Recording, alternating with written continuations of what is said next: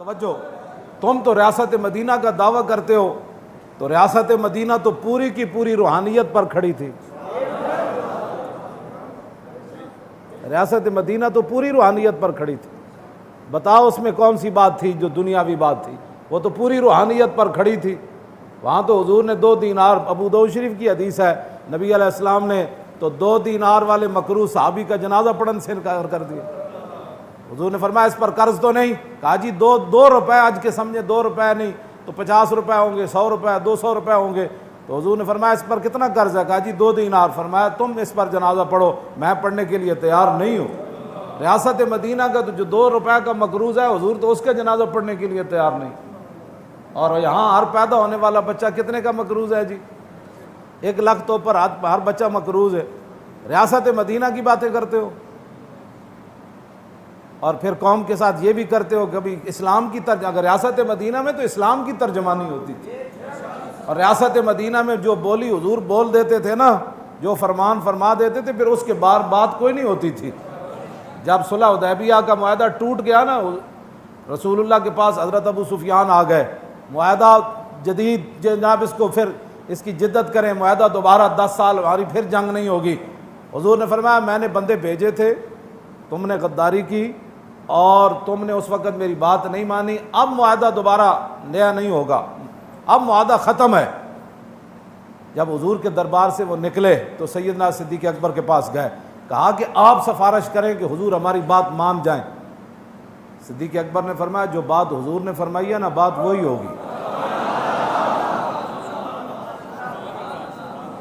پھر حضرت میں بات بولی کی کر رہا ہوں، پھر وہ حضرت عمر کے پاس گئے، کہا کہ آپ ہماری سفارش کریں خدا کے لیے، حضور مان جائیں کہ معاہدے کی تجدید ہو جائے۔ تو حضرت عمر فرمانے لگے آپ کو پتہ ہے بات وہی ہوگی جو حضور نے فرمائی ہے۔ پھر عثمان غنی کے پاس گئے، کہا کہ آپ تو بنو امیہ میں سے ہے، آپ ہماری سفارش کریں کہ رسول اللہ ہماری بات مان جائے۔ عثمان غنی نے فرمایا بات وہی ہوگی جو حضور نے فرمائی ہے۔ پھر مولا علی کے پاس گئے، کہا کہ آپ سفارش کریں، فرمایا بات وہی ہوگی جو حضور نے فرمائی ہے۔ پھر حضرت سعد کے پاس گئے، بھئی یہ حضور کی امی جان کے رشتہ دار ہیں تو حضور ہو سکتا ہے ان کا لحاظ کرے، تو حضرت سعد نے فرمایا بات وہی ہوگی جو حضور نے فرمائی ہے۔ پھر وہ گئے حضرت سیدہ طیبہ طاہرہ حضرت فاطمہ الزہرا کے گھر گئے، امام حسن سامنے کھیل رہے تھے، تو حضرت سیدہ کو کہا کہ آپ رسول اللہ سے عرض کریں کہ حضور معاہدے کی تجدید فرما دیں۔ حضرت سیدہ نے فرمایا بات وہی ہوگی جو حضور نے فرما دی۔ پھر اپنی بیٹی ام المومنین حضرت ام حبیبہ کے پاس گئے، یہ حضرت ابو سفیان کی بیٹی ہیں، حضور کی بیوی ہے، مسلمانوں کی ماں ہے۔ پھر ان کے گھر گئے، جب جا کر کھڑے ہوئے نا تو رسول اللہ کا بستر مبارک بچھا ہوا تھا، انہوں نے بیٹھنے کا ارادہ کیا نا تو حضرت سیدہ نے فوراً بستر لپیٹ دیا، ٹھٹک کر رہ گئے، کہنے لگے بیٹی میں بستر کے قابل نہیں ہوں یا بستر میرے قابل نہیں ہے؟ فرمایا ابا کیا بات کی تو؟ انت امرؤن مشرک نجس، فرمایا تو تو پلیت ہے، تو تو مشرک ہے۔ عشق اپنے فیصلے کرنے میں خود بڑا دلیر ہوتا ہے۔ ام المومنین نے کبھی بھی نہیں پوچھا تھا کہ حضور اگر کوئی ایسا موقع بن جائے کہ آپ کا بستر بچھا ہوا ہو اور میرا ابا آ جائے تو پھر میں کیا ان کو بیٹھنے کی اجازت دے سکتی ہوں؟ کیوں جی؟ مومن از عشق است و عشق از مومن است، عشق را ناممکن و ممکن است۔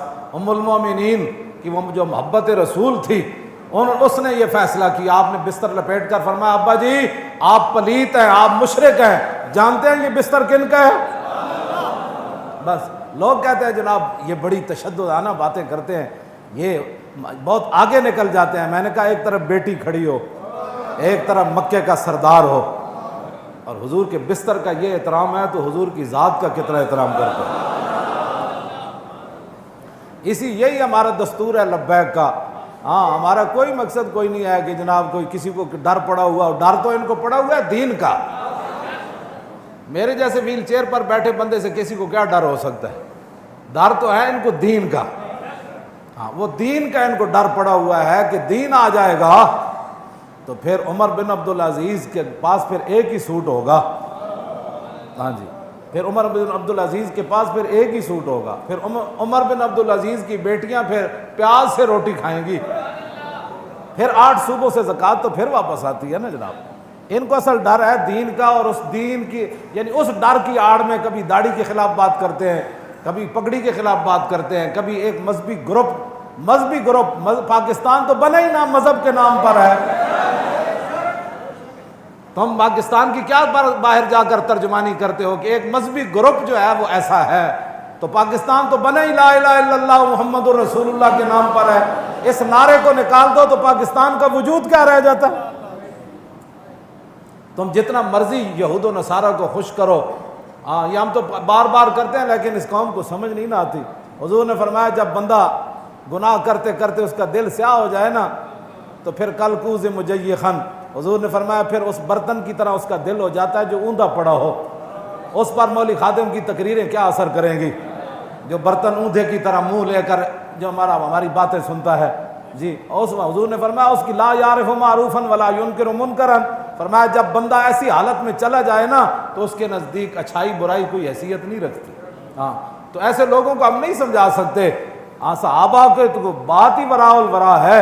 انہوں نے جو حضور کا احترام کیا وہ تو سوچا بھی نہیں جا سکتا کہ انہوں نے حضور کا کیسے احترام کیا اور حضور کے دین کے لیے انہوں نے کیسے جان دی۔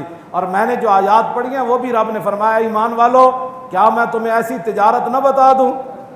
یا ایھا الذین آمنوا ھل ادلکم، ایک تجارت یہ بتاتے ہیں اور ایک قوم کو یہ دھوکہ دیتے ہیں۔ ایک اللہ کا قرآن فرماتا ہے ایمان والو کیا میں تمہیں، اللہ یہ فرما رہا ہے کیا میں تمہاری رہنمائی ایسی تجارت کی طرف نہ کروں کہ تمہیں دردناک عذاب سے بچا لے؟ تؤمنون باللہ ورسولہ وتجاہدون فی سبیل اللہ، تم اللہ پر ایمان رکھو اور اس کے رسول پر ایمان رکھو، اور کیا کرو؟ وتجاہدون فی سبیل اللہ باموالکم وانفسکم، اللہ کے راستے میں جہاد کرو اپنی جانوں سے بھی اپنی مالوں سے۔ کیوں جی؟ ذالکم خیر لکم ان کنتم تعلمون، یہ تمہارے لیے بہت بہتر ہے اگر تم اس بات کو جانتے ہو۔ پھر اس تجارت کا نفع کیا ہوگا؟ یغفر لکم ذنوبکم ویدخلکم جنات، کیوں جی؟ پھر اللہ تمہیں ایسے باغوں کے اندر داخل کرے گا کہ جن کے نیچے نہریں جاری ہیں، ومساکن طیبۃ، اور پاکیزہ محلوں میں داخل کرے گا۔ فی جنات عدن، وہ پاکیزہ محل جو پاکیزہ باغوں کے اندر موجود ہیں۔ فرمایا ذالک الفوز العظیم، فرمایا یہ بڑی کامیابی ہے، یہ بڑی کامیابی ہے۔ امریکہ سے کے دورے کرنے کے بعد بڑی کامیابی نہیں، جس کو قرآن بڑی کامیابی کہتا ہے وہ یہ ہے کہ وتجاہدون فی سبیل اللہ باموالکم وانفسکم، کہ اپنا مال اور اپنی جانیں اللہ کے راہ میں قربان کرو، اللہ کی راہ میں قربان کرو، اللہ کی راہ میں قربان کرو۔ اللہ کا تو نام ہی نہیں لیتے، ہم یہ کر رہے ہیں، ہم یہ کر رہے ہیں۔ مزید ویڈیوز اور اپڈیٹس کے لیے یوٹیوب پر علامہ Khadim Hussain Rizvi official channel subscribe کریں اور بیل آئیکن پر بھی کلک کریں۔